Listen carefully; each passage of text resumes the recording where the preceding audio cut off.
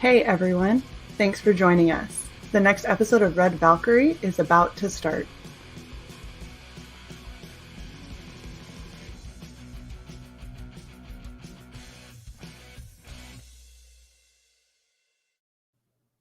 Hello, welcome to another episode of Red Valkyrie. I'm your host, Shae the Red, and I'm here with the incredibly talented Spencer. How are you doing, sir? Hey, what's going on? I'm doing great.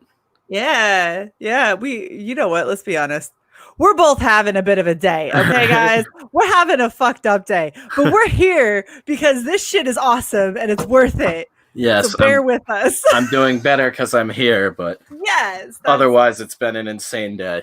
It's a fucked up day. It's fine though. It's good. We got this. We're good.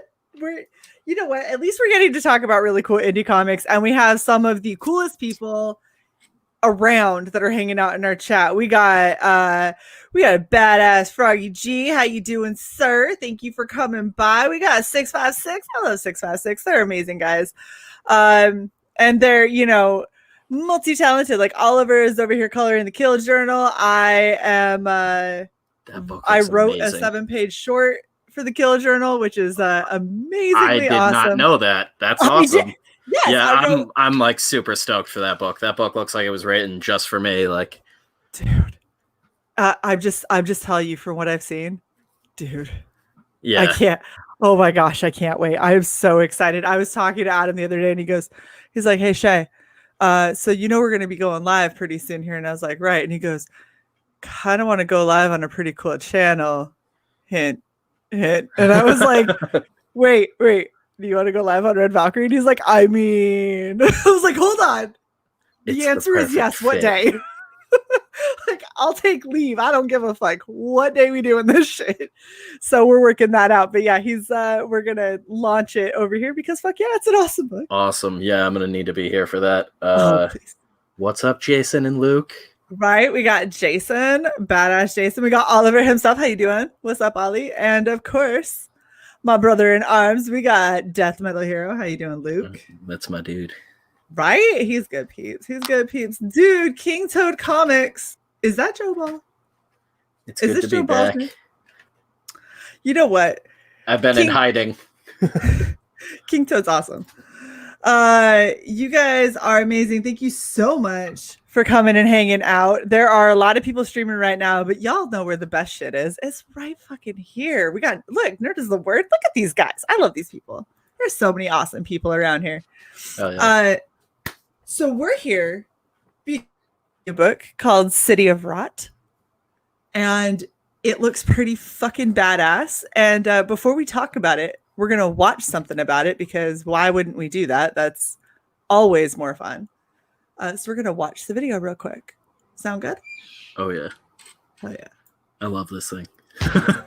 What's a man to do when he's set up and left for dead? By his own gang. In a world gone undead. Kill them all. This fall. Oh, for real?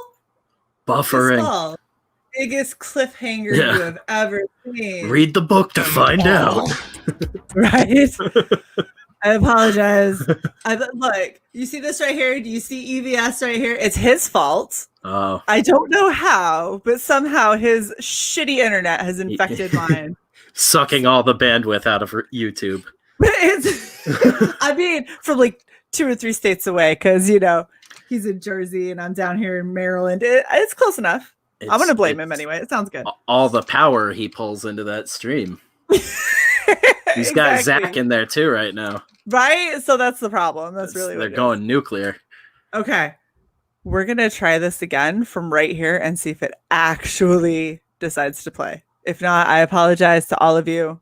But you know that we're the best shit show on YouTube, so I don't know what else you would expect. Oh, yeah. Let's do this. This fall, when hell is full, bastards inherit the earth. City of Rot. Patched in, snuffed out one shot. A black and white outlaw horror graphic novel. Rated X for excessive and sadistic violence, nudity, drug use, and adult language. That's back at today on Indiegogo. Hey, look at that. We managed to get through. Yeah. Holy cow. It's a miracle. That's City of Rut. There you go. So go What's back up, Peter? Oh shit, look at that. Hey Peter, how you doing? We got awesome people hanging out here. We got Ideas jumped in while we were watching that video because he's super awesome. So this is what I love is the way that you say it. It's a 48-page black and white outlaw horror one-shot. That is such a mouthful. Like there's like so much going on there. And I'm supposed to be the writer. I like it. Why don't you go ahead and get a little bit more in depth and tell us what is City of Rot? Yeah, I mean the trailer gets right to the point, but at the heart of it, it's about this enforcer in a motorcycle gang. We call him Heavy Hank. He's an enforcer in the Wizards of War motorcycle club, and at the beginning of the story, he is essentially set up as the fall guy in a robbery and finds himself in jail.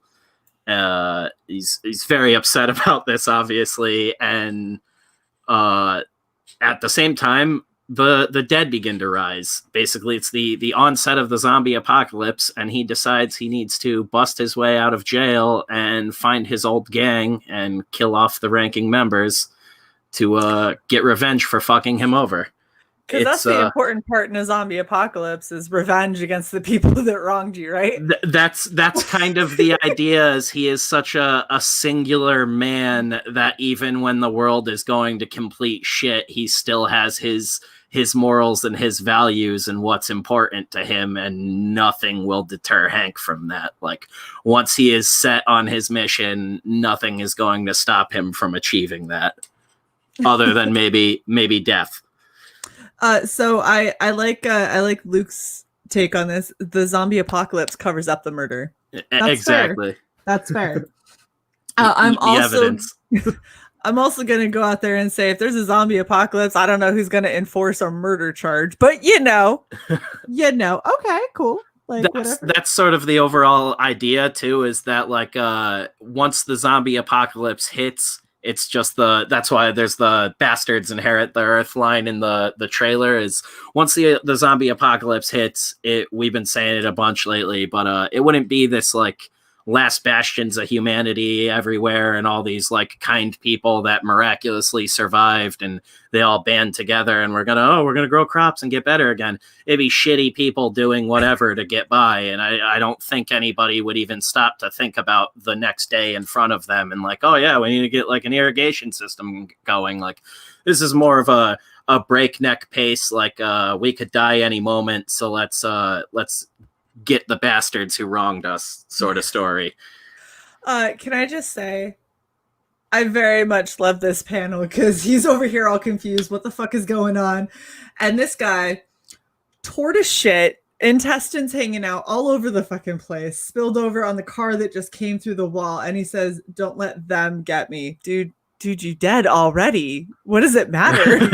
Like, you're not did you look down? You're not surviving this. The fact that you can still talk with your entrails all over like that is miraculous. I just love where he's just like, don't let them get me. Be like, sure. This was the Jeff setting the bar page. Yeah, that's gnarly and super disgusting, and it makes me glad it's in black and white. And he's just a no-name character. Yeah. We're like, this will be good. Even the throwaway guys are gonna die violently. I love Frog G goes, he has standards. It's like, oh, okay. There is original art in the campaign for sure, Eric. Hell yes. So we're definitely gonna pages. Yeah, we can go through all of that. Yeah. We'll cover that in just a bit when we're going through all of the see, look right there. Oh, original art. There's a couple different bits. There's cover. There's the original patch flash from Jose Carrasquillo, who's a tattoo artist from a shop I used to work at. Who's been in the industry about 20 years. Are there patches? We've actually been talking about that because that's become like the most requested thing. Is I'm actually looking in to see if we could do like a patch set eventually with the main wizard patch and the top and bottom rocker. So I say this, and it's really starting to make me sound like I'm some kind of like a mobster or whatever, but I know a guy, his name is Tony, he's a good guy. No, but for real, I do. I have a place that I went to for patches. I had them do my Red Valkyrie logo patch. They did it 15 inches and I put it on the back of jackets for me and Sai. And they came out identical to what our channel logo looks like, down to every last feather. That's rad. They are phenomenal. I highly recommend them. So I'll hook you up with them. Yeah, right. We're going to need to talk more. Absolutely. See, this is how this goes. I'm telling you guys, somebody designed for me a "we're going to talk after" t-shirt that I'm going to then put up on our Red Valkyrie store. Meet me in my office. Exactly. Like I literally almost every single time I say "we'll talk after," and it's become like my catchphrase. Like "we'll talk after" and "I got a guy." Those are my two catchphrases. This page is actually, I was going to say, before I forget, that's a character based on Michael Green from Frega's streams. If you know Mike Green. He's a awesome. Good friend, an awesome dude, huge supporter of like everything I do now, and a good friend of Dan's. Yeah, he's awesome. He backed us real early on, and we were like, hey, can we make you like an evil cop in this? And he was like, yeah, that'd be hilarious. So Mike Green, one of the best cops ever, is like a really shitty cop in this. I love it though. That's so awesome. And like you're right, Mike is probably one of the nicest guys around. Yeah. I've talked to him a lot. He is a super, super sweet person. Yeah, and he's genuinely great human. Just would do whatever he could to help you out. So I love that you made him a dirtbag, because I think that's hilarious and so anti Mike, which is funny as hell. He's also too like the closest thing to like a handsome like hero looking character in the book. Like there's a lot of real ugly looking people in this book. Like Hank was not supposed to be like a handsome man. He's like cool in the sense that he's just like a brick house of a human. Like you want to be him because he's badass, not because he's out getting all the ladies. Like I feel like he's one of those guys that's like, you here, and you're like, yeah, okay. Like I don't really feel like fighting that, so sure. He commands you. Exactly. He probably does the same thing with women. He's like, you here, and they're like, I mean, for a minute, okay. Like I don't know how long this is gonna last, but also his odds go up in the zombie apocalypse because he can provide security. I mean, in a zombie apocalypse, isn't that pretty much exactly what you're looking for? Is a guy who looks like he could probably take a couple of bullets and still go. Handsome goes out the window. You don't give a shit about that. You care about survival. Like who is going to keep me from dying? Probably the giant dude. This artwork is fucking awesome. Yeah, Jeff's rad, and he's like, so I'm lucky where I get to work with a bunch of just like awesome dudes who are so much fun and have a lot of similar influences to me, and just sort of like we go issue 1 will be like really, really tight, like lots of me describing things, and by issue 2 with most of the guys I'm working with on stuff, it's like little kids like giggling to each other, and it's more like we're passing a love note back and forth than me sending them like a full script. It's really weird, but I have the luxury of like having developed a friendship in shorthand with all these guys, and me and Jeff now like every day are talking and constantly coming up with little things and gags and stuff to put into the book, ways to kill people. Like this thing has just been like a sandbox of stupid fun for us. Yeah, this looks absolutely ridiculous. It says sniff. Holy shit. Oh, it's all the little things. There's that guy too. That guy is Otto, and we based him because essentially we were like developing the character and kicking around the idea, and we couldn't figure out visually what he looked like. And that day I was on Twitter talking with Jeff, and Bruce Campbell posted that picture of him with a beard. And we were like, that's perfect. That's Otto. And Jeff just took it, was like, I'm going to make it my own. And we made it like bearded, giant jawed weirdo, but now every time I read that scene, I'm like, I just imagine old Bruce Campbell there, like, and it's such a like that's for me was like the most fun early on in the stuff that we showed was writing that scene between him. It's the first interaction you see between Hank and like another member of the MC, and it's just a lot of fun. There's the secret Darcy poster that's slowly being revealed that I was actually talking about posting the final for it today and just revealing it. Oh, and I'm sorry, am I reading that right? Colored by Matt Yackey. Yes, you are Really? reading that right. Holy Matt, fuck. that's actually why we were waiting on the colors from Matt. He basically fit us into his schedule like an absolute champ, and he colored it in such a short amount of time for us. Got it back to me. Sorry, I'm trying to sign into Dropbox here, and I can pull up that image for us. Oh, you're gonna do a reveal here? Because yeah, we'll do it right on the stream. Fuck yes! I get love the it. Exclusive. Hold on, wait. I even have. Are you ready? Are you ready for the banner? I have a banner. Oh my god! Just waiting for. Well, wait until it's an actual exclusive when it's up. And I love. So a lot of people are doing this now too. We have a lot of people that are doing albums to go with it. Yeah, which is super badass. It just it fit the vibe we were going for, and I've been friends with Institute for a while now. Institute 91, awesome dude. Bit mysterious. We're not allowed to use his real name anywhere, which I actually think is hilarious and awesome. But Institute's just a great dude. He did a couple. He's actually doing a bunch of tracks for a bunch of different stuff. That's kind of going to be another one of the mainstays at the imprint. Is all of the books are going to have sweet little digital albums with them. Hell yeah. And potentially eventually physical albums, depending on what we expand into.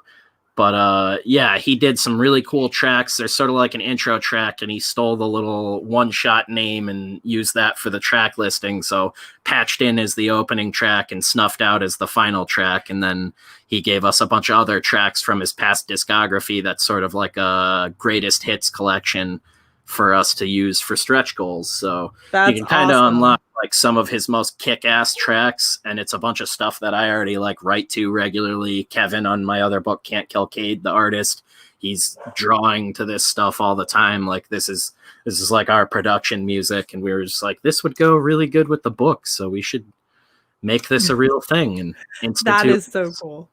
Pumped to be on board. Right? That like I'm gonna end up with like an entire playlist of just like CG and indie comic tracks. The sweetest music. He's good friends with Vasto, the dude who did the Deathsworn track, and I know he's done tracks for other people now. That's how we got linked up with them. That's awesome. I think Vasto's girlfriend might be the chick who does Orgasm Girl, if I'm remembering correctly. Trisha Kafari? I think, or no, maybe it's another girl. I know she has a book out too, but his girlfriend's doing a book. My brain's scrambled eggs today. Sorry. No, totally fine. Don't quote me on that one, but his girlfriend's doing a book. I don't know if it's the Orgasm Girl one or not, or if I'm like blurring two people together right now. The community is just insane. Like, oh yeah. I found Institute because of Carl, essentially. Like I was talking to Vasto and everything. Vasto's doing a track for our other book, Hellseekers, with Vince Rush. And they wanted a little piece of like album art for a track they were releasing together. And me and Kevin were like, yeah, we can just do that for you. Like you're doing a track for us. Like we'll just make it like an even trade. And they were like, hell yeah. And we did a little like Terminator Deathworm album art for them. And I colored it and Kevin did the art for it. It's cool as hell. And now we're collaborating constantly. See, and I love that because there's so much talent within this community, and there's talent that people don't even know that they have. Like I recently found out I really enjoy watercolor randomly. It's so much fun. And I just had somebody who went, hey, I want to see if you can watercolor up these pinups. And I was like, I mean, I could try. I don't know. And he was just like, no, it's fine. Let's see what you do. And I was like, I mean, okay. Like, why not? Like, what What's the worst that could happen? I try and I fuck it up, and then he finds someone else. No big deal. Exactly. But you do it over again. Yeah, there's so many cool things that people have. Like we've got, cosplayer prop makers. We've got like Jason Krager does statues and stuff like that. Sweens does statues. We've got people that do music. Sweens does statues too. Isn't he doing like a whole book? Yes. Oh my god, that dude's crazy talented too. Yes, he is. It's almost annoying. But Sweens is just so fucking humble and awesome that it's, I don't think I've ever been on a stream with him, but killer I have, work. but he's difficult to get a hold of, and like I'm working with him, he is difficult to get a hold of. I'm definitely one of those dudes. I feel like I disappeared, and there's like half of the CG crowd like remembers me, and the other half is like, who the hell is this guy? Like, oh, this is some new dude, and you're like, yeah. New. Like I was on like Frega's like first stream where he had people on, and like I've been around for a while. Like I was subbed to Zach way back in the day. Like Frog G's killing me. Some people do hand turkeys, so I've heard. Yes. I'm just some super one oblivious. person in Indy does hand turkeys, and owes a lot of them at this point. But yeah, so you have a lot of really, really badass shit that is on here. Before we get to any reveal, should we go over your tiers? Yeah, we can go over whatever. I was just like jumping into the background scene of the Indiegogo stuff so I can get that image loaded up. Oh, nice. But I'm in the campaign, so we can talk about whatever you like. You let me know when it's uploaded, and we will pause whatever we're doing to go and see it. Let's see if Indiegogo allows it now, because the campaign got pushed back a couple of days purely because Indiegogo's servers just wouldn't let us upload any of the final images for anything. Worst case scenario, you can share screen, and we'll do it that way. Yeah, right. We'll share what everybody thought was going to get us banned from Indiegogo, and I'm still not 100% sure because I didn't really care to read the rules that much. Wolverine says, have we given him the mafia push on patches yet? Yes, it's already happened. Wolverine, you're late to the game, damn it. Definitely a thing. Yeah, like I told you, I'm like the queen of patches.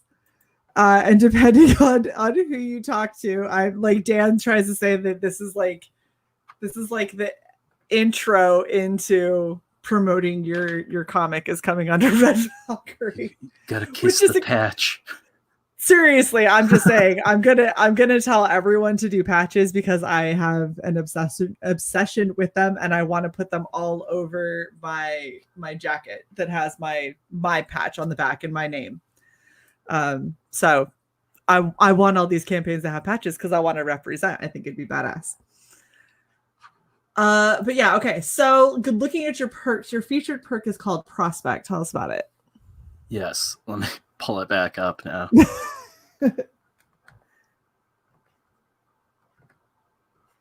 It's okay. We're just waiting on Spencer. Yeah, right. I'm just MVP, like an old man. That's the sketch one from me. Yeah, that's the book, the digital soundtrack, and an original sketch from me. And I've been doing some on my streams. I don't know, some of the guys in here have actually been in my streams before, but me and Jeff have been hanging out on my channel, dicking around and working on the book. Every once in a while, he actually shows his digital penciling and then some of his traditional inking, but we're keeping some of it a secret. We're going to be revealing some more character stuff this week that we're really excited about, that we've got new pages to show. We're going to probably end up showing like half of the book by the time the campaign is all done. So you'll have a good idea of what's going on. And then the big third act is what's like the really exciting part. So that's all the stuff you'll have to back the book to see. But we at least sync the hook with people. And the Prospect one is, just a 5x7 original sketch from me, the digital soundtrack, and then the physical book. Awesome. Luke is correcting me. He says, so just you want patches. No, Luke also wants patches for everything. Yeah, right. So there's at least two people in CG that demand patches for almost every campaign. I love them personally. I actually need to get a new jacket because my old one is like absolutely destroyed now. But well, and I feel like it's cool if you could walk around with a jacket that's just like a ton of indie patches and stuff. How badass is that? Because that just feels like fuck yeah, look at all this shit. This is badass. hell yeah, and it's so much rad art. Like I'm stoked for the Deathsworn stuff to come in. Oh, I can't wait. Well, and like even the simpler ones. So like the Mary Boys one is the most perfect patch for that book. Mary Boys, like all of their like branding and everything straight up looks like a gnarly punk band from like 90s crust punk, and it looks so fucking cool. Like it's the best. It is the best. I bought 2 shirts so I could shred one. Early on, I didn't know what it was. Like I just assumed it was like a punk band I had never heard of. I was like, cool. Like I like these designs. Like when I started seeing Dan talking about it on his streams, it was like, this is a book. Like I'm an idiot. Oh my gosh. So it's terrible, Wolverine. Unhinged goes, 2 people in Cedar, the only ones that want patches, just 2. And yet, Jason, what were you doing last night but asking me for my advice on the patches you were making for your campaign? So we still win. They sew them together. Yeah, evidently this picture is too high res right now, so I might only be able to do share screen with it. That's okay. And I'll just throw it up on the campaign right after we're done with this stream tonight. I like it. See, now it's an actual exclusive. No one will see it outside of the campaign until after. I was like, we can still exclusively share screen it on here at some point. Yes. I promised that to you, so. See, this is why we get along, Spencer. This is why we get along. It's called tension. Got it. Okay, so let's go back to your tiers. You have Hang Around for $25. Yes, that is just getting in on the book, and you get the digital file for the soundtrack still, and all the books and everything will be signed by me. We don't have it in the stretch goals, but at some point we'll probably be able to fit in affording sending them off to Jeff to get signed to, or flying Jeff up here to get them signed. But I'm in Connecticut and he's in Florida, so that's a little bit of a logistics thing. But if we can do it, we would love to do that. Awesome. The bare minimum, they're all signed by me. I love signing books, so even if we somehow hit some insane amount of backers, I'll be signing every one of them. I go up to Alterna often and sign books there too. I feel like the best way to get people to sign books when they're like, it's just too much for me to sign all of these. So Lug, Tug's daughter, Tug's 6-year-old daughter, signed every single one of She's the first 6 book. now? Yeah. I mean, that makes complete sense. I've been watching his stuff for years now, but I'm like, that's crazy. Yeah, they have is it their 3rd one coming out soon? Their 2nd. Second one? Okay. Yeah, they have their 2nd one in production right now. But she sat down for the first campaign and she told Tug, she said, Dad, I'm signing all of these for my fans. And he was like, yeah, okay.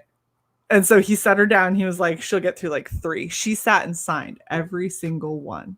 Amazing. Every single one. If a 6-year-old can do it. And I think she did it when she was 5. Okay. Showing up everybody. I'm just saying. And the second campaign, she has her actual original art is on the cover.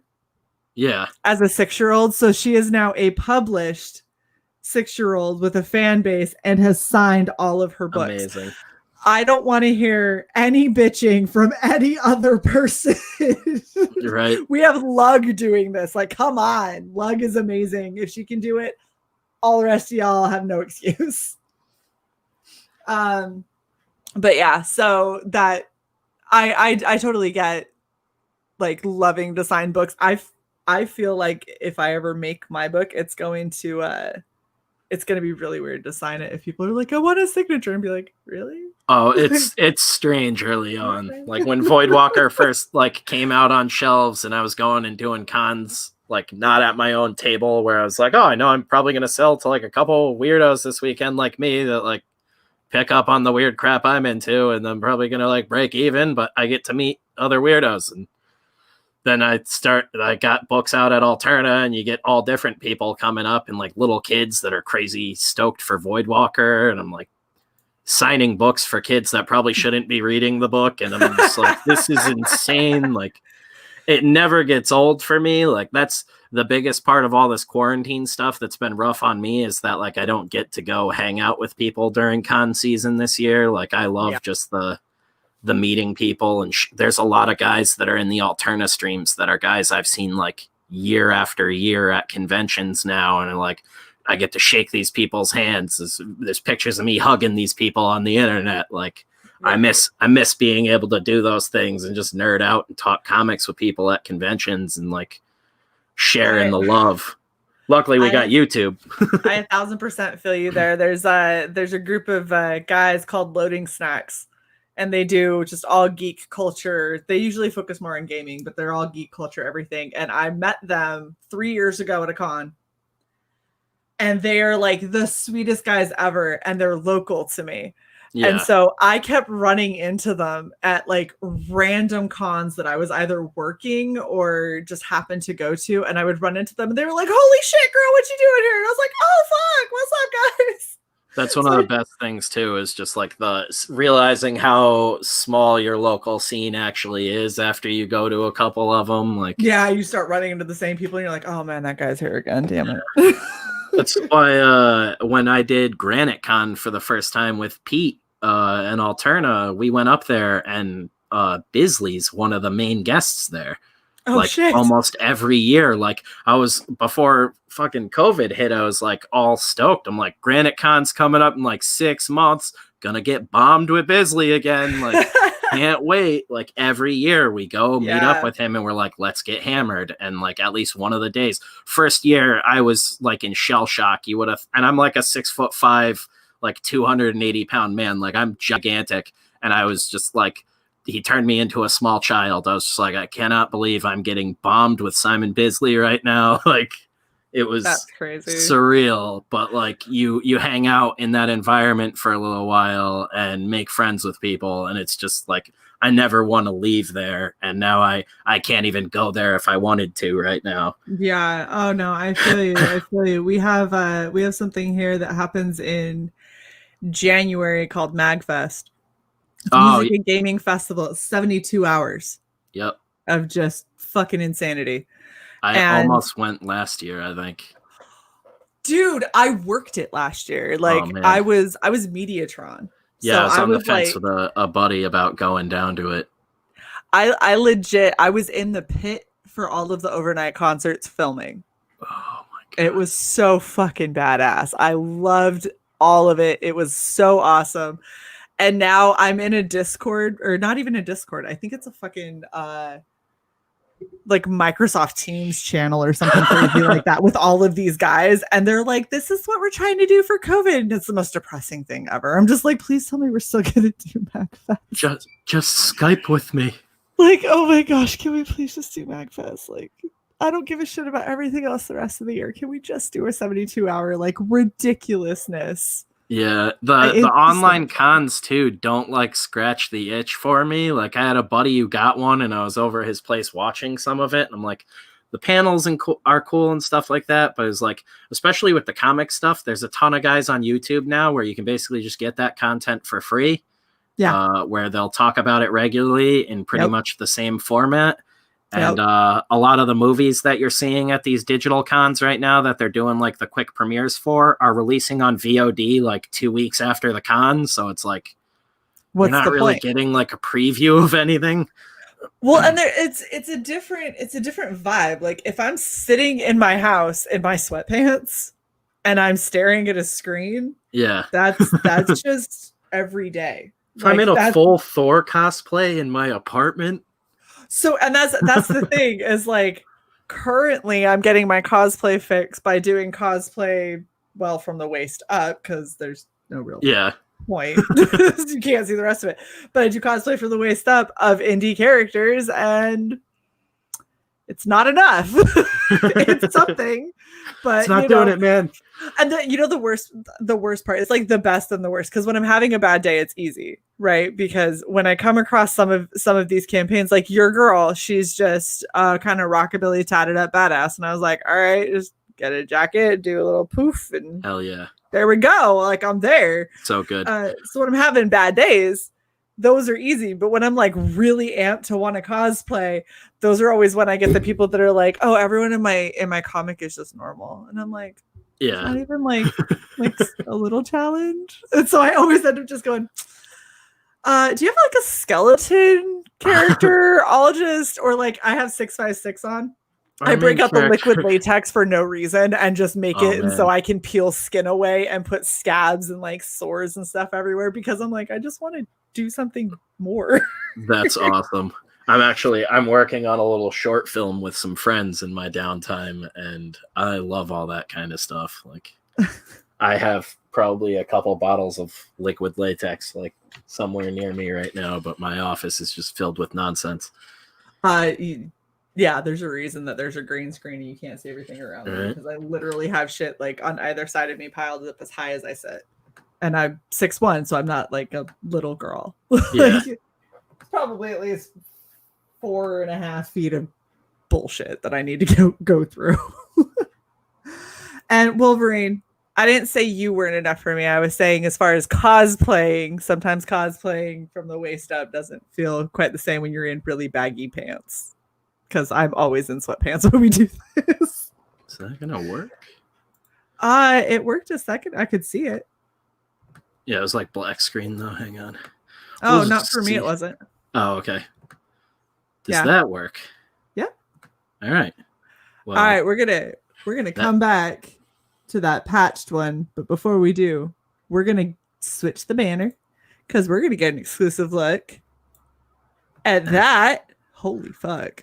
The Darcy poster from Jason Johnson and Matt Yackey. Oh, damn, some ass titty right there. Holy shit. Yeah, we were waiting to reveal it. I'm really stoked about it. It's Darcy, the other main character of the book, who Hank meets up with in the inner city, and she's sort of the Robin to his Batman. But this is Darcy's secret poster. And if you read the book, you'll understand more about it. I'm just saying, as a woman, I'm very impressed with her ability to do that in heels and not bust her face. Yeah. Like, that's difficult. It's a funny story, too, because this character is visually loosely based on our editor, Kayla. And this was kind of her idea to do a real sweet cheesecake piece. And Jason did some much more revealing versions, some more repressed, less revealing versions. And Kayla picked this one personally and absolutely loved it. And then Matt Yackey colored it and took it to a whole nother level. So, I mean, it is. This has been lady approved all the way along the development. It is stunning. It is absolutely stunning. I am simply saying, I know me, and I know me in heels can't do that. Yeah, right. Like I negative. That's me what not comic in heels books can't is do that. For. Oh man, I also can't do that in heels. Just a heads up. And Wolverine says, as an artist, the heel should be flaring off the heel, but that's nitpicking. It's damn good. That's actually not always true. It depends on the shoe. So I've done this kind of stuff in these kinds of heels before, and if they are fitted properly, they will stay suctioned almost to your heel. If they are a little bit loose or a little too big, you're right, they'll flare off. Yeah. But those are very well fitted to her foot. Right. I feel too, if we did that, if Jason had done that, like them slipping off, it would just look like she's like mid busting ass. Yeah. Yeah. Well, no, and that's the thing, is that those tiny little details it's so funny, because people are like, yeah, but normally, and you're like, well, yeah, because normally women wear shoes that don't actually fit. Yep. Like sometimes you have to stretch things in comics. But if you wear appropriate shoes, then technically that is how it would work. And I've had shoes like that. until I broke them. I love that kind of stuff though too, and that's like a note Kayla would give to us, and she didn't even say that. Like, she is wildly ruthless. Like, we're all big idiots over here. Like, it's like, I compare it to like a garage band when we're working on comics and we're all bouncing ideas around each other. It's almost more like a writer's room. But Kayla is like ruthless, and she's the one that'll come in and be like, all right, everybody shut the fuck up, you're all being idiots. Like, time to get back on track. All of you are wrong. Just she'll mom all of us. She'll be like, that hand is drawn all fucked up and broken. Like she'd totally be the one where like, heels don't stay on feet like that, you idiots. That is awesome. Peter says, got a meeting at 9 p.m. Need to set up. Spencer, DM me on Twitter. Thank you for stopping by, Peter. Sure, man. And Egg Timer says, hi, everybody. Hello, Egg. I'm pretty sure this is the first time that I've seen you in this stream, so I'm happy that you're here. Timmy Tim's distant you guys, cousin. What? Timmy Tim's distant cousin. I like it. So that is absolutely stunning, and a Red Valkyrie exclusive reveal, everyone. You saw it here first. Fuck yeah. And Jeff's on Malin's channel. Look, this is the better place. This is the better place to be. I'm just saying. Yeah. He just got to tell John, he's like, yeah, there's some like boobs and stuff. there's boobs. Just trust me, man. It's great. Right. It's beautiful. It's beautiful. There's boobs, there's some butt. It's fantastic. All right. So let's get back to these tiers that you have here. So you have patched for 75. What can we get with that? Yes, that is essentially the prospect, but it's a limited version where you can get an original piece from Jeff. It's a little sketch of one of the characters. I know for mine, originally we had said it was just going to be like City of Rot characters, zombies or whatever, but we've gotten so many, that's why it's the featured perk now, is a bunch of people backed the prospect for my sketches like right out of the gate. So I'll draw whatever, and I believe Jeff actually said this week that he would do the same. So if you don't want a City of Rot character, you just want like, hey, I want a cool Captain America from Jeff or something like that. We're doing them at 5x7s, but they're on nice paper stock. I'm doing mine all on like watercolor arches. It's like really fancy tattoo stuff, but I'm also coloring some of them at random, but they'll all at least be a fully inked thing. And you can see some of them on my channel. I look like a mess right now, but here's one I'm actually working on. I'll turn my camera on for a minute. This is a death's head that's in the middle of inking. Oh, for, nice. Ashen Jackal that I'll be finishing sometime this week. That's badass. Here's a gross little zombie head that I started on that looks like a potato. Yeah. But Jeff will be doing them as well. He's just limited because his main focus is on the book, obviously. Yeah, that makes perfect sense. And Froggy G, I see your question. We will get to it because I know you're asking it for Jason. We will get to it when we're done with the tiers. All right, so Rotter for 100. What is all of that? This is where it gets really fun. So the Rotter one is the book, the digital soundtrack, sketch from me again, whatever you want it to be, I'll sketch it. You want a drawing of a wiener, I'll do it. I've had some people actually make that joke, so just throwing it out there. Pretty much nothing's off limits.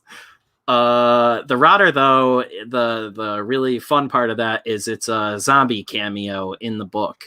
So $100, you get the book, you get a zombie cameo drawn by Jeff, which is why I made a point of mentioning that Michael Green's in there earlier.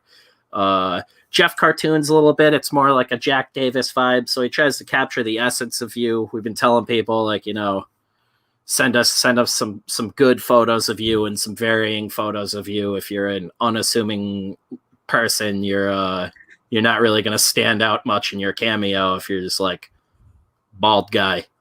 Yeah. But that's just a heads up. Fair. I'm also just like a fat Jesus, so like I could be in the book like 8 times and you'd have no idea. I mean, I've had a couple people draw me in randomly into some books, and it's always so interesting to see the various takes on it. Like how they interpret you. Yeah, because like I haven't had any that I've been like, wow, it's fucking brutal. Like, all of them have been like, okay. That's the thing too, is it's like you're almost like you're doing a caricature essentially, but you're just not exaggerating the features to like an insane level, but like it's a weird balance, and you're walking a fine line between it just not looking anything like them or looking like really cartoony and ridiculous. And I think Jeff does a good job of that, is what I'm trying to say. Yeah, finding that balance, because like Mike Green still looks very much like a comic book character, but like if you know that's Michael Green, you pick up on it instantly. Like, but it still doesn't take away from the story. That's the other thing. Like I was like, if I put like Dan Frege as the cop in the book, everybody's gonna be like, that's just Frege. Like, especially if you put him in a bunny suit. Yeah, the cop walks in a bunny suit. Ass titty. We need to get you out of here. Oh my gosh, you need to have like a random in the background zombie that has like bunny ears. Just smang this gate and let's get out of here. Like one that's just like not even paying attention to anything, one that's just like staring off into the distance. I'd be shocked if Jeff doesn't already have that written down somewhere, because this thing is already packed with like stupid Easter eggs and just like little stuff to almost to make us laugh. We're like, this might never get noticed by anyone who reads the book, but for us, like, Hank is essentially just Bruiser Brody if you're familiar with like really old wrestling. Like he's just a big ass dude. He was a gnarly wrestler. He was known for potatoing dudes, which was essentially just he'd actually beat your ass in the ring. They called it potatoing. Wow. Yeah, it's when they actually hit you. They didn't pull their punches or anything. You didn't have to sell anything because you were actually getting your ass kicked. And he was like, I think 6'8", 6'9", something like that. Giant fucking bearded dude and just a total badass and like a jobber to the end, was just always up for a fight. And we were like, yeah, that's like Hank through and through. He's just like a grizzly ass giant man, like built for death and destruction and pretty much nothing else. Nice. And it's been a lot of fun to like build on that template essentially. You know what I just noticed? So we're over here with the Darcy's Darlings, and I don't think this was intentional, but it is very serendipitous because we're talking about that super sexy pinup where you see just enough. And right down here, this zombie has her tits out. I just now noticed that. The titty zombie. I think you're the first person to notice the titty zombie. Really? Yeah. I'm just saying. I looked up and I was like, ha ha, where are her organs? Oh wait, those are her boobs right there. Like, I was like, oh shit. there's some nudity in the book for sure, and it's going to be gross all around. I think right after these pages is another really graphic scene that we were talking about potentially uploading sometime this week. That's less lady nudity and more genital violence, I guess. The book is brutal. Like it's my dark sense of humor and all the things me and Jeff love. Like I think I said on one of Pete's streams earlier this week that it's like our love of Carpenter like synthesized into a weird little one shot. We wanted to do something where you don't have to follow this giant arc or anything like that. You just get in, you know who the characters are right out of the gate, you know what their motivations are, and you just want to see it to the end with them. That's the point of this. It's thin on plot and fat with excitement. Wow. Wow. Okay, let's go on to the Darcy Darling before we get any more into genital violence and I pass out. Darcy Darlings for 125. What are we getting for that? Yeah, so that perk is the book, the digital soundtrack, a sketch from me, an original sketch from Jeff. Both of those are 5x7s. And then the 18x24 poster of the Darcy pinup from Jason Johnson. How are you shipping that? Are you folding or going to be all rolled up in tubes? I actually do shitloads of shipping at my day job. So that's like just like a part of daily life for me. Like we're shipping like hundreds of packages like daily or weekly, if not daily, some weeks. Like it's not going to be a big deal, but that's also why that tier is a little more, as it's covering all of the getting that to you as safely as possible. We talked, like, all of the feedback was you can't fucking ship anything and anything other than Gemini mailers or the equivalent of a Gemini mailer. So we're going to be doing that with books and everything, handling things as much as possible. Normally ship books media mail, so it sometimes takes a little bit longer depending on the region, but I've done a couple shipments in the past couple of weeks just for like one-off issues and stuff like that for people, some signed Voidwalkers and stuff like that. And they're getting to people within like 3-4 days of shipping. So it's not really like an insane amount of time, at least in the States right now. I don't know how international will be, but we're very flexible, and I can even, for international stuff, I'm able to keep the overhead on shipping a little lower because the company I work for has a business account with UPS and FedEx. So my rates are a little bit different from the average person. Yeah. That always makes me really happy when I find out that people are mailing things like that. Like I had one person who rolled a pinup and tied it with twine and put it in a box with everything else. And unfortunately, that twine came loose and everything in the box shifted, and my print ended up super, like, all the painting, the ink on it had split. Yeah, in about 4 or 5 places. You basically need them fastened or they're doomed. Yeah, and I was so bummed, but the best part is I hit the person up, and he was like, "Oh my gosh, I'm so sorry." He sent me out a brand new one, and he shipped it flat between like 5 pieces of cardboard. Like, it will not bend.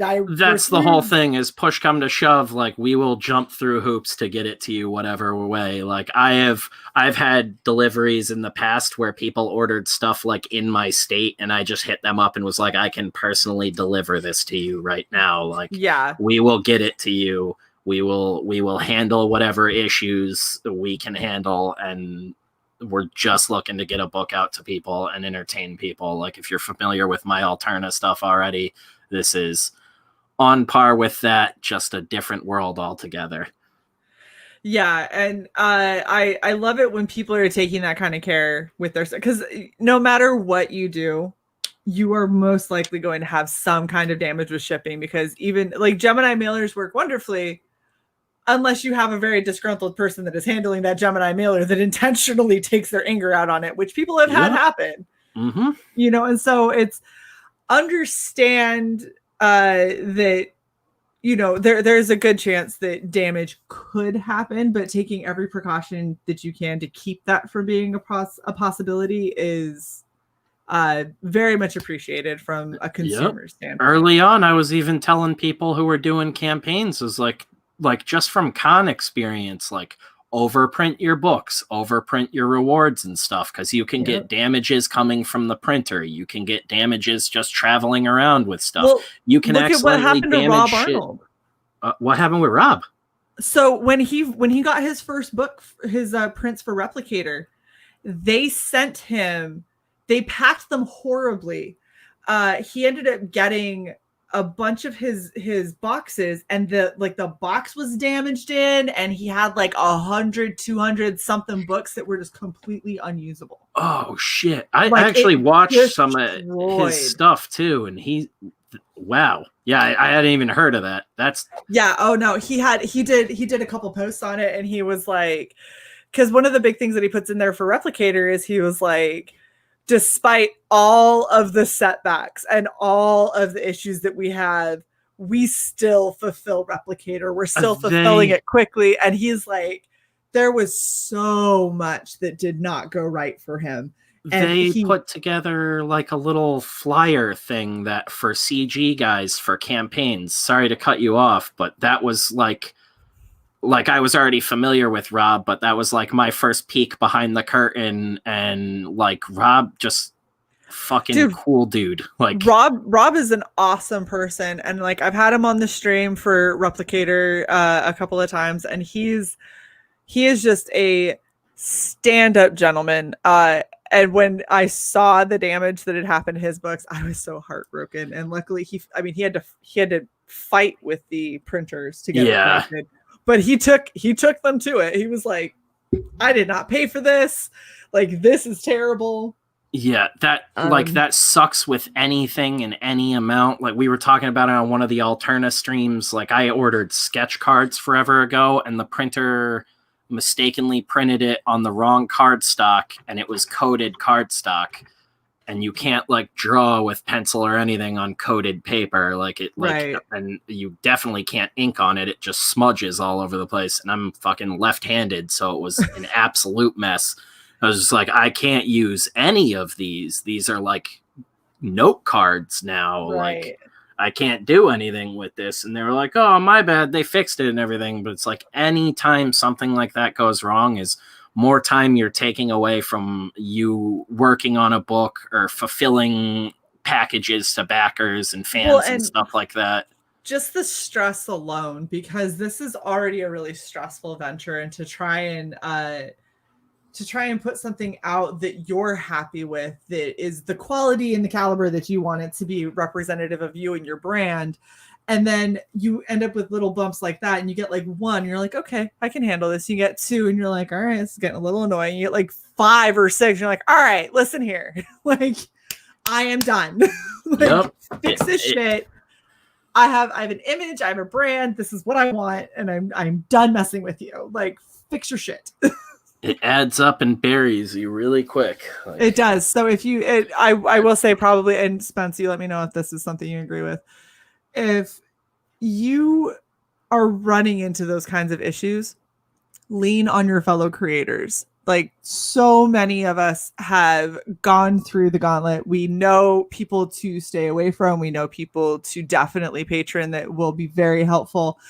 If there's anything that other people can do, or, you know, that they have experience dealing with, most of everyone that I've ever had to deal with within CG and within the indie community as a whole, CG or not, most of them have been very, very good about sharing what they've learned and trying to help out each other. So don't just sit here and think you have to handle every single aspect of it by yourself. Reach out to people. There's a lot of good people out there. Yeah. Don't wait around forever and be an oblivious idiot like me, because that's what I did for a while. And I'm like, damn, like I was already a part of the community, and like I'm good friends with Dan and stuff. Like I texted him the day we launched, was like, we launched, buddy. If I could get on the channel, that'd be cool. But I'm like, I don't hassle people, and I'm so out of the loop on stuff, because I'm like, I work a day job, and then I have a bunch of books out with Alterna. I have like a publisher. I have deadlines and commitments, and like books that got greenlit to be ongoings now. So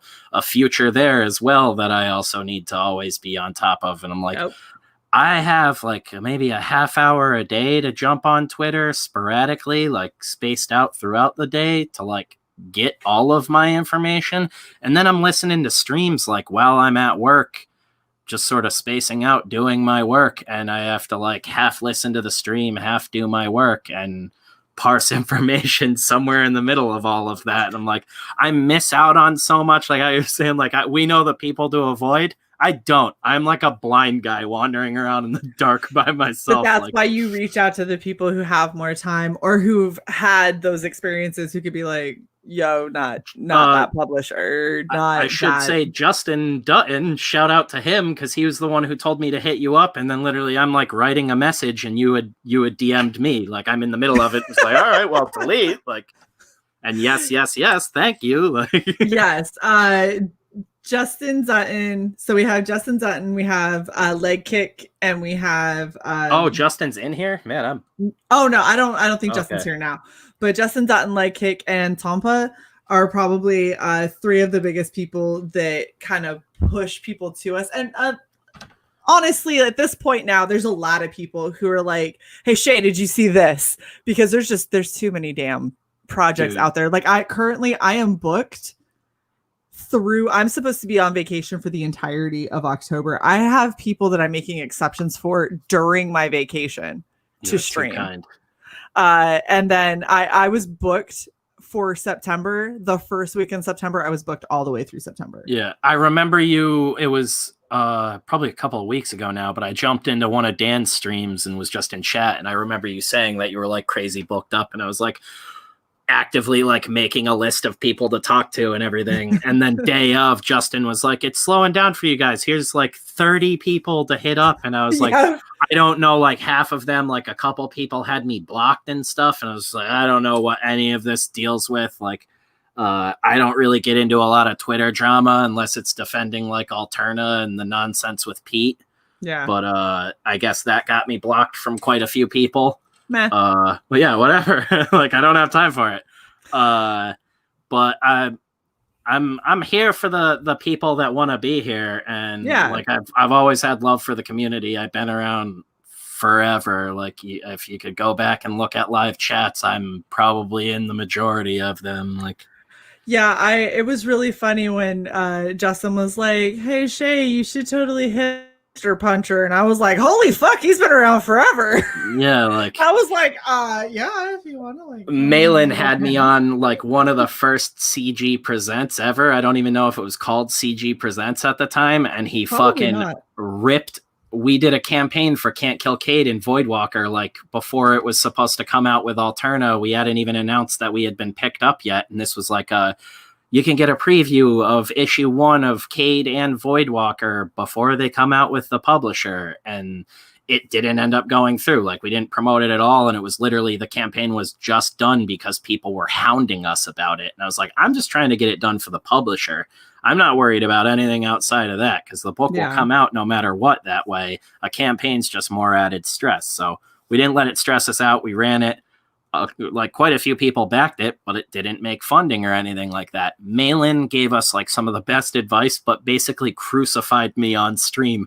And I was just like, thank you so much, man. Genuinely enjoyed it. Like there's been other people who have gotten on his streams and gotten similar treatment and gotten really butthurt about it. And you don't hear from them anymore. But like I was going into this one, I had like, it felt like I had Malin over my shoulder the whole time. Like, no, that's a fucking mess. Like fix that, take that out. That's stupid. And like I wish I could have talked to him like directly to get more from him and not just be remembering back to it. But it's like the amount of help you get from everybody, just if you're willing to reach out is unbelievable. Yeah. So like, don't be afraid to do it. I tell people all the time to reach out to me. Like if I can answer a question, I'll try to. I'm never ignoring anyone. I try to respond to anything and everything. I was like, if I'm super busy on Twitter and you send me a comment on a post, I'm just going to like it. And if I have something I feel I need to add to it, I'll throw it in there when I got time. But I'm like, I'm here for people and I'm here for comics. Like I think our whole team is. Absolutely. I love this community. I don't even know where I was going with it anymore. No, it's good. It's good. I like it. I like hearing all of the love and support. So we're at the hour mark, and there's still quite a few tiers that we haven't gone through. Flew by. I know. It normally it goes pretty steady, but this is. I feel like I blinked, and all of a sudden it's like, oh, it's past an hour. What the hell happened? So looking at the other tiers, the biggest things that I'm seeing are you have various cameo tiers. I was going to say we can sum it up really easily. Yeah, let's do it. The rest of the tiers, for the most part, they're all essentially cameos, just like the Rotter, but instead of the Rotter, you've got a speaking role. Nice. Which is one of the motorcycle club members. So you can be like a sergeant at arms. There's some other enforcers like Hank, which are kind of like the brawler guys. They exert the law of the gang and beat up the guys in the gang that are out of line and do the heavy lifting and killing for the motorcycle club. There's a spot for the wise man, the secretary, which we joke will be the last thing to ever get backed on this because no one wants to be a secretary. Yeah. The treasurer, the vice president, and the president. And those are obviously the most prominent roles in the book, but you could back it and be a weirdo in this shitty Wizards of War biker gang. And then so it's pretty much the rest are cameos, and then we have the original art tier, so you can get the book, the soundtrack, and the original art.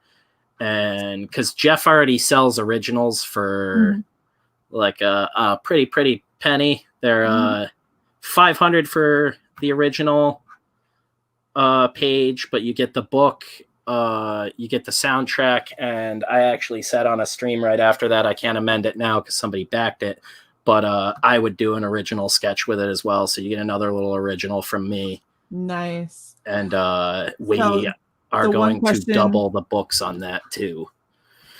Oh, you're gonna double the books. Yeah, so the original art tiers, you'll actually get 2 copies of the book. Nice. So the question that I know that a lot of people are going to ask, do you get a random original art page or do you get to request? I believe it's random as of right now. Me and Jeff can talk about that more. It was random originally just because Jeff was very precious about it, and he was initially only going to do about half of it traditionally and just do like the most action-packed, ridiculous pages traditionally. So then just everybody got a cool page. But it's so low right now in the original pages that I know Jeff was just like, I'm going to send like the most kick-ass pages I can to people because he wants people to be happy with what they get. But if we can do it, if we can figure out some way where people can select them and it's not a huge ordeal, I'm sure Jeff will be fine with that, especially right now where it's only like one person has backed it. That guy's going to definitely be able to call his shot. And then the other original arts that you have at 1,000 are the cover art. Yes, the big original from Jeff. The original, they're technically considered watercolor paintings, but that's like a real piece of tattoo flash by my buddy Jose Carrasquillo, who's a like 20-year veteran in the tattoo industry. He's done a bunch of the work that I have on my body, and he did the sweet patch design for us because he used to tattoo under Outlaw biker guys. So nice. he kind of grew up in that world. I like it. So, and then we have the Darcy original you can also get. And the Darcy original would be black and white because... Yes, it's the inked piece, but we will also... I'll throw it in... I think it says you get the poster with it in there. Sorry, Yeah, it does. Scrolling down to it. But I'll even throw in, if anybody gets that, I'll do an 11 by 17 print of it to match it if you want to hang them next to each other in color. Very cool. And the originals we're sending framed. Oh, look at you guys. Which I need to add to the FAQ. Yes. Absolutely. Lots of stuff in my notes that I've been getting slowly to update in the middle of hell day and work all week. Yeah, dude, I'm telling you, trying to run a campaign while you work full time is fucking difficult. But good on you. You guys are doing great. So you're sitting here at, I'm going to scroll all the way back up. 32% funded. You have 16 days left. Is this your first or second 30? This would be our first 30, which I didn't even being, like I said, so out of the loop. I didn't even know that was like a thing where you could extend the campaigns. Oh, Spence. I just thought I was like losing time because I kept going and checking on people's campaigns. I was like, I thought this said I had like 2 days left the other day. Why is it at like 30 days again? What's going on? I'm just so out of the loop all the time. Like Dan's, like normally I'll see the campaign. I'm like, oh, I got to back this right now. Or I put like a note in my phone or something. And I'm like, I'll get back to it. And I try to back them while they're still live and everything. But it's like, Dan's was, the first one in a while where I was like, man, I can't stop looking at this. And this isn't even my campaign. Like Black Flag was just blowing up. And I was like, this is like a crack addiction. And this isn't even for me. Like, I don't know how Dan has done it. I backed that like 4 times. Same thing with Ethan's. Yeah. I think I did Dan's twice. And, I had to get the ass titty shirt. The I need to get one of those. I'm probably gonna have to back it again now. That's what I mean. I'm so busy. I keep forgetting because everybody's like, oh, I added this to my campaign. Go check this out. It's in demand now. And this, like you're saying, and there's new campaigns coming out every day. It's madness, but that's why I try to parse through things as quickly as possible and then get back to my work. And then I'm like, all right, when I get a little downtime next time, I'm gonna take 20 minutes. I'm gonna go back a couple campaigns that I really like. I got Ethan's this time around because I got the last like first book he did for Cyberfrog. Read through it, was like, this is hilarious, digging it. The art's fucking insane. And then I passed it off to a buddy of mine, and Ethan around that time was like, yeah, I'm doing another campaign. I'm gonna do this big fucking bundle where you just get everything in it. So I just texted my buddy. I was like, you can keep that. I'm just gonna get this bundle now. So I got the was it the honeycomb or whatever it is? Yeah. And like I feel like Dan like subliminally planted that in my brain after like 3 weeks. He just like every stream was like, and the honeycomb box, and I'm like drinking on his stream, like hanging out, talking with everybody, like actually on his stream. Yeah. And like getting bombed, and like every 5 minutes he'd be like, and have you bought a honeycomb box yet? And then I'm drunk at the end of the night, like, I gotta buy a honeycomb box. Right. Well, so one thing that I can at least tell you, Spencer, is when I first brought this up, and we were first talking about it, you were at 37 backers, right? Yeah. When we started, you were at 38. You are now at 40. Oh, damn. So you're at $2,500, 33% funded, 40 backers with 16 days left. Thank you to anybody who was back while we were live. You guys are awesome. This book looks fucking amazing, man. It looks like a lot of fun for sure. Thank you. Really, like, so much. Getting on with everyone has been awesome. Thank you for reaching out to us specifically. You're actually one of the only people that did that. And I am like beating down doors right now. Dude, okay. No. this is something that I do. When you have a new campaign, hit me up and we'll look it over. I appreciate it. As long as I like it, because that is the number one rule that we have on Red Valkyrie. If we don't like it, think that it's interesting or quality or wouldn't back it ourselves, it doesn't come on our channel. So yeah. You'll have to, if you're comfortable with it too, you'll have to DM me some way to send you some stuff, and I will send you some Voidwalker comics. Fuck yes! I'll have I should be getting the comps for the 4th issue soon too, so I'll have that whole first arc, and I'll probably have the first issue of Can't Kill Cade before most other people get it too, so I can send you one of those. Oh my gosh, dude, you are fucking amazing. You are. Seriously, thank you so much for getting me on here. You're very, I appreciate you very much. So we did have a question, and it is a question that is going to make Past Master Dan groan very, very, very much. And the best part is the 2 people that we asked this question for aren't even here anymore. But they might watch the replay. They'll be very upset if I don't ask it. So. Oh, and there's Jeff right there. I don't even need to tell you how much he appreciates it too. Hi, he made Jeff. it. Is he just getting back from Malin, or is he waiting to get on? I don't know, but Jeff, I just want to point out we showed this. Yeah. The Red Valkyrie exclusive. I haven't uploaded it onto the campaign yet though. And I want everyone who wants to rub it into Malin's face that we showed it on Red Valkyrie, by all means. By all means. And we have our first Darcy cosplay, which is rad. Yeah, I'll get you guys a better one at some point for sure. Because this was like, fuck, what do I have in my closet? We gave her minimal time for development. I tried to roll the sleeves. Look at this. I can't even. I was like, I was like, damn it, I'm tattooed. Like, shit, I would have been Darcy. But it's okay. It's cool. It's perfect. Okay. The best one yet.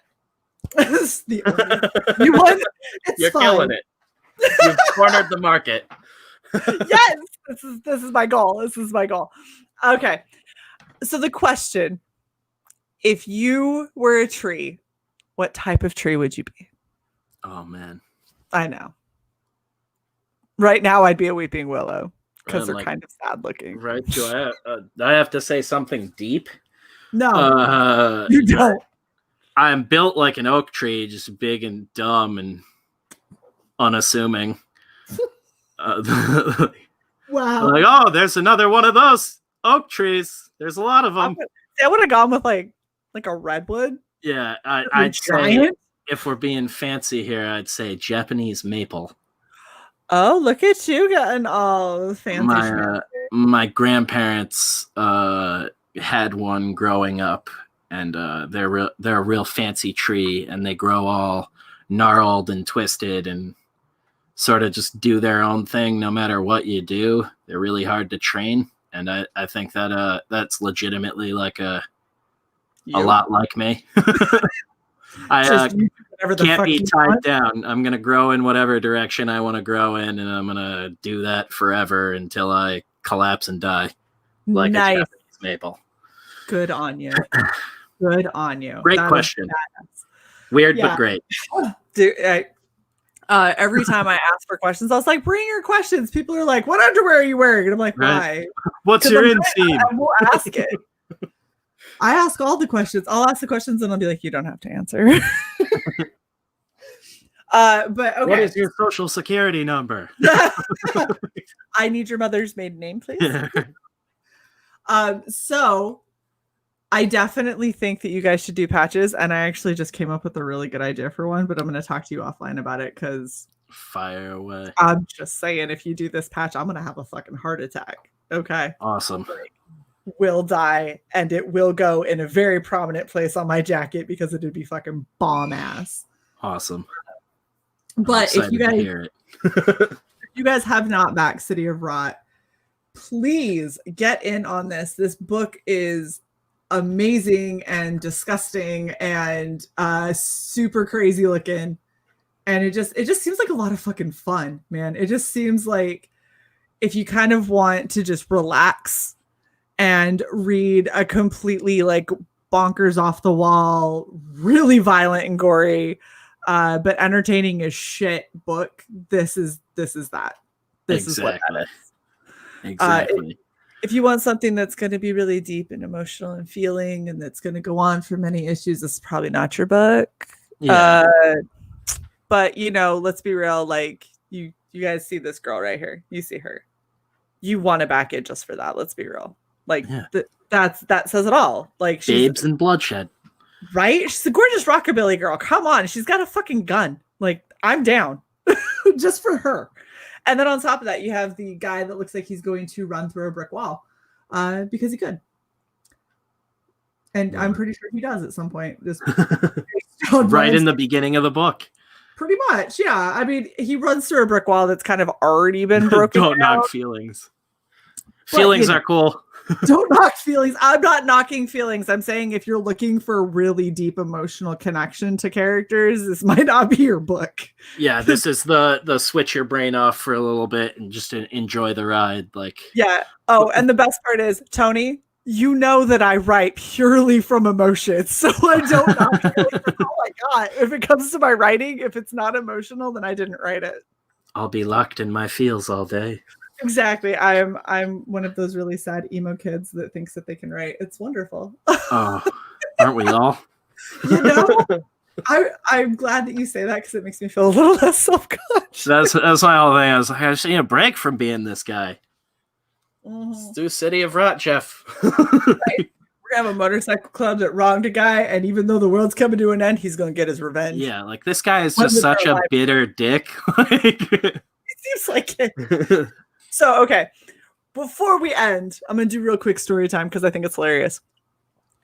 I grew up with a dad who simultaneously wanted to be like, oh my gosh, what's his name? The Steven Seagal. There we go. Oh, he wanted to be like Steven Seagal, like super karate man, right? And he also kind of looks like a Hell's Angels. And rode a motorcycle, full on leathers, everything, right? The best part about this is we used to go riding all the time, and he would bring me when I was like 12 or 13, and we would go on these long rides, and then we'd end at a restaurant, we'd go in and we'd eat. Yeah.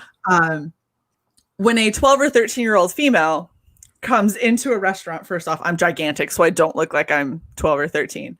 But I come into a restaurant, I am literally in leather jacket, leather chaps, boots, and holding a helmet, and I'm walking alongside my dad. And you just see 30 of us coming in, and everyone's got their colors, they've got their, the club patch and everything on the back. The looks that people gave us, I watched mothers actively move their children away from me. Like, oh my gosh. Stay over here, children, where it's safe, right? The best part of all of this is the group that my dad used to ride with is called CMA. CMA is the Christian Motorcycle Association. We used to hold hands and pray before every ride. And then we would get to a restaurant, loud, rambunctious, joking, people shoving, seeming like we're all kinds of hellions. And then everyone would bow their heads and the president would say a prayer over the dinner. And everybody in the restaurant who was giving us a side eye would go, oh, we're assholes. It turned from avoiding our gaze because they thought that we were horrible people to like smiling politely and then turning because they were so embarrassed. That's amazing. It was the best time ever. They were some of the funnest people to ride with. We had the president got pulled over and got a ticket because he popped a wheelie through the intersection randomly. And we all tried to tell him, like, for Jesus, don't do it. Because he was driving because he wanted to race. And everyone was like, dude, no. And he was like, you're a bunch of babies. And he pops a wheelie, rides through the intersection. We told him no because there was a cop on a motorcycle in the turn lane across the way that he didn't see. And the cop just looked at him and dropped his head and then kicks on his light and goes and pulls him over. And like he and the cop haggled on what ticket they were going to give him because he was like, I don't want to write you up for reckless driving because that's a pretty big fine. And the guy goes, well, just write me up for parking on the sidewalk. And he goes, I can't. And he goes, why not? And he goes, because I'm parked on the sidewalk right behind you. And so they sat and haggled. And like we had 30 fucking bikes that just parked along the side and all waited. And the cop was like, you guys can go. And we're like, we can't. He's our president. We don't know where we're going. Like, we'll just wait here. You do what you got to do. Is like, by the way, we all told him not to. He wasn't listening to us. And he goes, maybe next time listen to the rest of your group. He's our leader. He's our leader. He's literally the only one who knows what the fuck restaurant we have a reservation at. We just need to know if we're following his bike or your cruiser.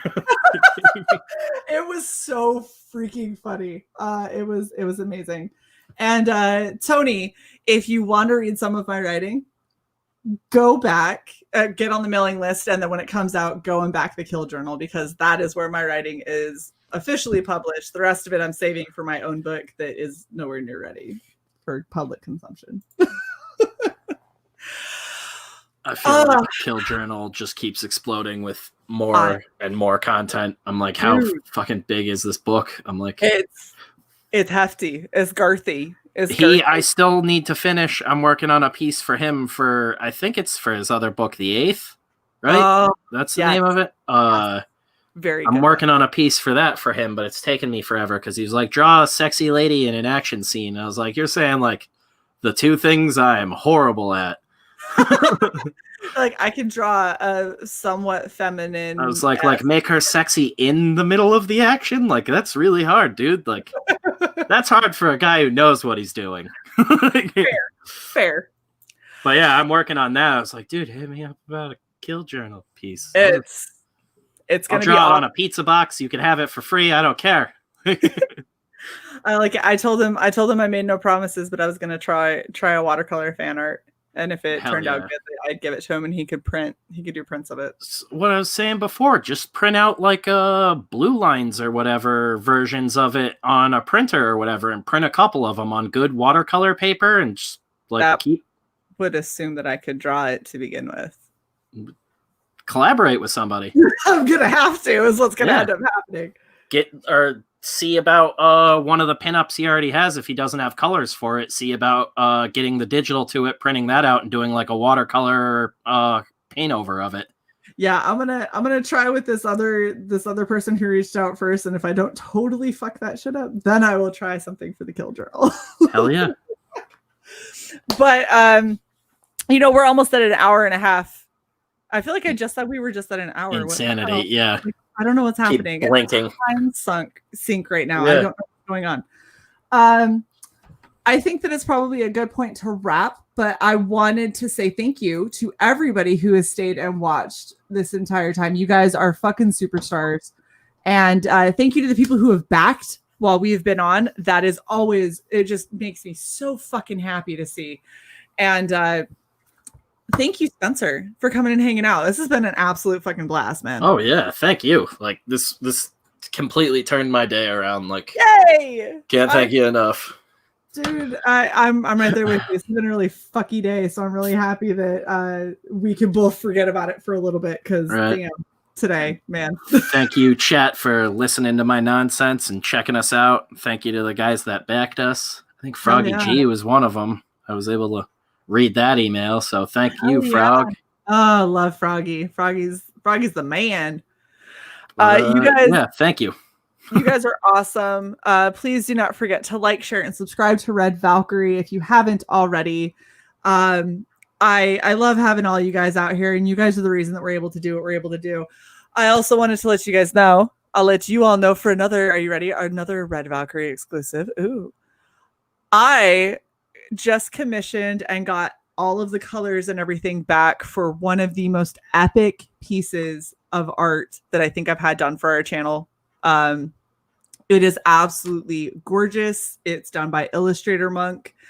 I am giving away prints when we have our big celebration in October. So if you have not already subbed and hit that bell to get those notifications all the way up to all, do so now so you do not miss out on your chance. We're going to give away a couple of them. I've also got comic bundles. I've got original art. I've got other prints. I've got people who are sending in stuff that are pretty fucking epic big names. So please, please, please make sure that you subscribe to Red Valkyrie, and let's see if we can't make that one of the biggest blowout streams that I think has graced YouTube, because that would be epic. Oh yeah. Super excited. Also, do not forget, going back City of Rot, share that out. Let's make sure that we can get this funded. We are 33% of the way there. Spencer's an awesome dude. It looks like a really ridiculously fun book, so get in on it while you can. Share it out with anyone that you think would appreciate it. Keep in mind, it is very violent, and there is a lot of swearing, nudity, things like that. So maybe don't recommend it to like your 8-year-old nephew, but your 8-year-old nephew's dad, sure, why not? Older cousin. Yeah, like somebody like 18 plus. Peer strangers.